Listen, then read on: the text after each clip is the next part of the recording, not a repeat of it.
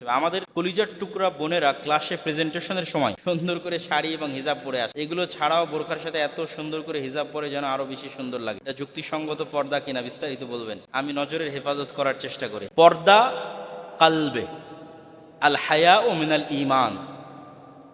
প্রথমত লজ্জা তৈরি হয় অন্তরে, এই লজ্জাটা বহিঃপ্রকাশ হয় কাপড়ে।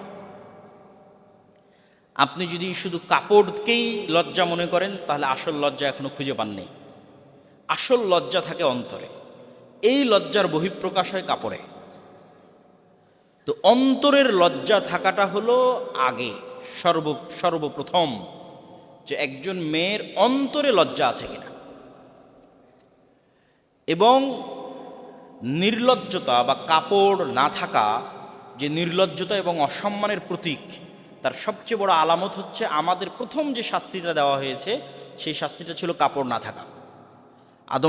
আদম আলাইহিস সালাতু ওয়াস সালাম, হাওয়া আলাইহিস সালাতু ওয়াস সালাম যখন অপরাধ সংঘটিত করলেন তখন তাদের পরন থেকে কাপড় খুলে পড়ে গেল, জান্নাতের কাপড়। বাদাত সাওআতুহুমা, অপমান এটা। তাহলে কাপড় না থাকাটা অপমান, লজ্জাস্থান না ঢাকাটা অপমান। এবং ইসলামী খেলাফতে এটা দাসত্বের চিহ্ন ছিল।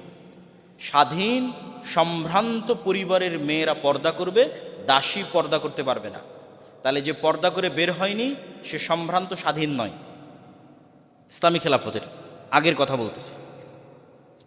তাহলে কাপড়ের শান শওকত এবং মর্যাদার সাথে অন্তরের লজ্জা কানেক্টেড হতে হবে।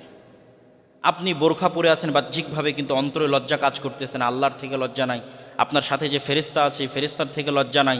দুনিয়ার লজ্জা আসল নয়, আল্লাহর থেকে লজ্জাই কিন্তু আসল। কেন আল্লাহ সুবহানাহু ওয়া তাআলা সবচেয়ে গায়্যুর। আল্লাহ বলেছেন আমি সবচেয়ে আত্মমর্যাদা সম্পন্ন। তো যখন আমার কোনো মুমিন বান্দা এবং মুমিন বান্দি কোনো অপরাধে লিপ্ত হয় তখন সবার আগে আত্মমর্যাদায় আঘাত লাগে আল্লাহর। উনি সবচেয়ে বেশি আত্মমর্যাদা সম্পন্ন, এই জন্য উনি লজ্জাস্থানের পবিত্রতাটাকে খুব গুরুত্ব দেয় আল্লাহ সুবহানাহু ওয়া তাআলা। এটাই পশু এবং মানুষের মধ্যে পার্থক্য তৈরিকারী। পৃথিবীতে প্রাণী, পশু এবং মানুষের মধ্যে যে মানুষ আল্লাহর আশরাফুল মাখলুকাত, শ্রেষ্ঠতম সৃষ্টিজীব, এটার পার্থক্য তৈরিকারী হচ্ছে লজ্জাস্থানের হেফাজত, অন্তরের লজ্জা। এটাই পার্থক্য। এবং শয়তান চায় মানুষকে তার মনুষ্যত্বের জায়গা থেকে নিচে নামিয়ে আনতে, একে কত নিম্ন লেভেলে নামানো যায়। তো যখন ছেলে মেয়েদের জেনা করে তখন একটু নিচের স্তরে নামে, যেটা নোবেল ভাই বলতেছিলেন। আর যখন ছেলে ছেলে অথবা মেয়ে মেয়ে জেনা করে তখন সর্বনিম্ন স্তরে নেমে যায় মনুষ্যত্বের জায়গা থেকে। শয়তান তখন ওকে আস্ত পশুতে পরিণত করে ফেলেছে। এবং শয়তান চায় এই ডিসরেসপেক্ট, ডিসগ্রেস মানুষকে করাতে। কেন ওই যে প্রতিশোধ, মানুষকে সিজদা করার আদেশ। আল্লাহ মানুষকে সম্মানই দিয়েছে মানুষের লজ্জাস্থানের হেফাজতের জন্য। যে সম্মানের জায়গায় মানুষ দাঁড়িয়ে আছে তার জ্ঞান এবং তার লজ্জাস্থানের হেফাজতের জন্য, এই সম্মানটা শয়তানের সহ্য হয় না। তাহলে যখন আপনার অন্তরে লজ্জা তৈরি হবে তখন আপনি পোশাক আশাক ঠিক রাখার পাশাপাশি আপনার বয়ফ্রেন্ড, গার্লফ্রেন্ড, এই যে কালচার, এই কালচার থেকে আপনি নিজেকে হেফাজতে রাখবেন। আর যখন আপনার অন্তরে লজ্জা তৈরি না হবে তখন আপনি বাহ্যিক বোরখা পরে আছেন ঠিকই, কিন্তু আপনার বয়ফ্রেন্ড আছে, হোয়াটসঅ্যাপে কথা বলতেছেন, পার্কে দেখা করতেছেন, তাহলে অন্তরে লজ্জা নাই। অতএব পর্দা মূলত আগে অন্তরে তৈরি হতে হবে। এবং এইটার বহিঃপ্রকাশ এখন অটোমেটিক। যখন অন্তরে হায়া আসেনি তখন আপনি পর্দা করার পরেও বোরখার ডিজাইনের কথা বলেন, আরও যেগুলো আপনারা জিজ্ঞেস করেছেন, এগুলো অটোমেটিক মনের মধ্যে তৈরি হবে।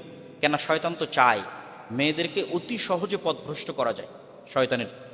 শয়তান মেয়েদেরকে সবচেয়ে সহজে পথভ্রষ্ট করতে পারে। এই জন্য মেয়েদের পথভ্রষ্ট হওয়ার জন্য মেয়েরা আগে দায়ী নয়, মেয়েদের পথভ্রষ্ট হওয়ার জন্য আগে দায়ী পুরুষেরা। এটাই ইসলামের লজিক। এই জন্য আল্লাহ নবী বলেছে দায়ুস লা ইয়াদখুলুল জান্নাহ, দায়ুস জান্নাতে যাবে না। কেন মেয়েকে তো সহজেই পথভ্রষ্ট করতে পারবে শয়তান। তাহলে মেয়ের উপরে দায়িত্বশীল পুরুষ যতক্ষণ আত্মমর্যাদা সম্পন্ন না হচ্ছে ততক্ষণ মেয়েদেরকে অতি দ্রুত পথভ্রষ্ট করা শয়তানের পক্ষে সহজ। এই জন্য তার উপর দায়িত্বশীল পিতাকে হতে হবে আত্মমর্যাদা সম্পন্ন, তার দায়িত্বশীল ভাইকে হতে হবে আত্মমর্যাদা সম্পন্ন, তার দায়িত্বশীল সন্তানকে হতে হবে আত্মমর্যাদা সম্পন্ন, তার দায়িত্বশীল স্বামীকে হতে হবে আত্মমর্যাদা সম্পন্ন। পুরুষ যখন তার গায়রাত বিক্রি করে দেয়, আত্মমর্যাদা বিক্রি করে দেয়, এবং ফেমিনিস্ট বা ফেমিনিজম তথা মেয়েদের পাওয়ার প্র্যাকটিস যখন শুরু হয়, যে সে স্বামীর চেয়ে পাওয়ারফুল এবং সে পাওয়ার প্র্যাকটিস করতেছে, তখন সবচেয়ে বড় যে সমস্যাটা তৈরি হয় সেটা হচ্ছে মানুষের বংশে বিকৃতি চলে আসে। পরবর্তী সন্তানেরগুলোর মধ্যে বিকৃতি চলে আসে। সেটা কি? মানুষের পৌরুষত্বের সাথে মানুষের আত্মমর্যাদার কানেক্টিভিটি আছে। আপনি যখন ডমিনেন্ট হন নারী দ্বারা, তখন আপনার পৌরুষত্বে বিকৃতি আসে এবং এই বিকৃতির প্রভাব পড়বে আপনার সন্তানের উপর। তখন আপনার সন্তানকে আর জোর করে হোমোসেক্সুয়ালিটি বা লেসবিয়ান এগুলো করা লাগবে না, জন্মগত এই রোগ নিয়ে সে পৃথিবীতে আসবে। কেন? তার বাবা গায়রাতওয়ালা নয়, তার বাবা আত্মমর্যাদা সম্পূর্ণ পুরুষ নয়, তার বাবার ওপর নারী ডমিনেন্ট অবস্থায় আছে। তখন সন্তানের মধ্যে আর গায়রাত তৈরি হবে না, এরা নেতা মুজাহিদ যোদ্ধা কিচ্ছু হবে না, শেষ, ধ্বংস, এবং শয়তান সাকসেসফুল। তাহলে কোন মায়ের সন্তান সবচেয়ে পাওয়ারফুল হবে? সালাহুদ্দিন আইয়ুবীর মতো ভয়ঙ্কর হবে, পৃথিবী কাঁপবে। যে মা যত নরম, যত পর্দাশীলা, যত ভদ্র, যত লজ্জাশীলা, ওর সন্তান তত পৃথিবী কাঁপাবে। এইভাবেই এই বৈপরীত্যের উপরেই পৃথিবী আল্লাহ সুবহানাহু ওয়া তাআলা দাঁড় করিয়ে রেখেছে। এটা জন্মগত, এটা ফিতরাত। এটাকে আমরা জোর করে শয়তান বিকৃতি করাতে চাই, জোরপূর্বক। এটা ফিতরাত, এটার উপর আল্লাহ সুবহানাহু ওয়া তাআলা দাঁড় করিয়ে রেখেছে পৃথিবী। তাহলে আপনার জন্য প্রশ্ন উত্তরের সামারি কি? প্রশ্ন উত্তরের সামারি হচ্ছে, যখনই অন্তরে লজ্জা ঢুকে যাবে তখন বাকি সবগুলো অটোমেটিক আসবে। তখন সে নিজে নিজেই চেষ্টা করবে যে না, আমাকে পরপুরুষ যেন না দেখে, আমার প্রতি যেন আকৃষ্ট না হয়, তার জন্য কি করতে পারি সেটা সে নিজেই চেষ্টা করবে। এটা এইভাবে ডিফাইন করা যায় না যে এটাই পর্দা আর এটাই পর্দার লঙ্ঘন। যেভাবে প্রশ্ন করেছেন ওইভাবে ডিফাইন করা যায়। লাস্ট প্রশ্ন, মানে আরও 2টা প্রশ্ন আছে। হাজব্যান্ডকে মা বাবার থেকে বেশি প্রায়োরিটি দেওয়া কি উচিত হবে? আসলে প্রায়োরিটিটা কোন লেভেলের, আপনার অবস্থা, আপনার পরিস্থিতি তো আমি জানি না। মূলত সামঞ্জস্য রক্ষা করতে পারলে, ভারসাম্য রক্ষা করতে পারলে এটাই বুদ্ধিমত্তার পরিচয়। কোন লেভেলে গিয়ে আসলে সমস্যাটা হচ্ছে সেটা ক্লিয়ার না হলে এই প্রশ্নের উত্তর দেওয়া কঠিন। এখন আপনি যেহেতু আপনার স্বামীর অধীনস্থ আছেন, আপনি বাবার বাড়িতে যেতে চান, সেক্ষেত্রে অবশ্যই আপনার স্বামীর সাথে সামঞ্জস্য রেখেই পিতার বাড়িতে যেতে হবে। সেক্ষেত্রে আপনার পিতা ডেকেছে বা ডাকছে বা মা ডাকছে, এই জন্য স্বামীর আদেশকে লঙ্ঘন করে চলে যাবেন, এটা হতে পারে। আবার দেখা যাচ্ছে আপনার পিতামাতা মুমূর্ষ অবস্থায় মৃত্যুশয্যায় শায়ী, এমন সময় আপনার স্বামী বলতেছে না যেতে দেবো না বাপের বাড়ি, তাহলে তার আদেশটা অযৌক্তিক, ইললজিক্যাল। তো এটা আপনার পরিবেশের উপর নির্ভর করে। জ্ঞান বিজ্ঞানে আমরা অনেক পিছিয়ে আছি। একজন মুসলিম হিসেবে নিজেদের অগ্রগতির জন্য বহির্বিশ্বে এমনকি বিধর্মীদের দেশে পড়তে যাওয়ার গুরুত্ব কতটুকু? আল্লামা ইকবাল বলেছেন, নাহি মাকাম কি খুগর তবিয়তে আজাদ, হাওয়ায়ে সাইরে মিসালে নসিম পায়দাকার। আল্লামা ইকবাল বলছেন, পৃথিবীর স্বাধীন মানুষ নির্দিষ্ট জায়গার মুখাপেক্ষী নয়। পৃথিবীর স্বাধীন মানুষের আলামত হচ্ছে সে নির্দিষ্ট কোনো প্লেসের মুখাপেক্ষী নয়। হাওয়ায়ে সাইরে মিসালে নসিম পায়দাকার। সকালবেলা যে বাতাস চলে, এই বাতাস যেমন কোনো জায়গায় আটকে থাকে না, বাংলাদেশ পার হয়ে ভারত, ভারত পার হয়ে পাকিস্তানের কোনো বর্ডার নাই। তো আল্লামা ইকবাল বলছে তোমরা ওই রকম হয়ে যাও, সকালের প্রবাহিত বাতাসের মতো হয়ে যাও, নির্দিষ্ট জায়গার মুখাপেক্ষী থাকিও না। হাজার চশমা ফুটে তেরে সঙ্গে রাহ সে। যখনই আপনি মনে করবেন যে না এইটা না হলে, এই জায়গায় না হলে, মানে যশোরে চান্স না হলে, ঢাকায় চান্স না হলে, লাইফের বিভিন্ন লেভেলে যে এইটা না হলে মনে হয় আমার হবে না, আল্লামা ইকবাল বলছে না, তুমি কঠিন রাস্তায় অবলম্বন করো, যেটা অসম্ভব সেটাই ধরো। যখন ওই রাস্তায় চলা শুরু করবা, দেখবা তোমার এই কঠিন রাস্তায় চলতে গিয়ে আরও 1000টা রাস্তা তৈরি হয়েছে। ওনার কবিতার ভাষায় আরও 1000টা ঝর্ণা তৈরি হয়েছে। খুদি মে ডুবকে জরবে কলিম পয়দাকার। আত্মমর্যাদার সাগরে ডুব দিয়ে মুসার লাঠি তৈরি করো। মুসার লাঠি যেমন পাথরে আঘাত দিলে ঝর্ণা তৈরি হয়ে গেছে, এরকম কোথাও থামা যাবে না। উনি আরেকটা কথা বলেছে যেটা এই প্রশ্নের সাথে কানেক্টেড।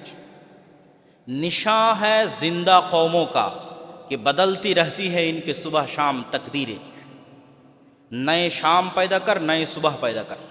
উনি বলছেন গোলাম দাস কওমের এটাই আলামত যে তাদের সকাল সন্ধ্যা একরকম থাকে।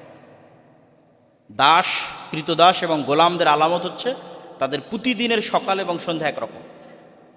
মরু বিদুইন, মরু যাযাবরের সকাল সন্ধ্যা কোনোদিন একরকম না।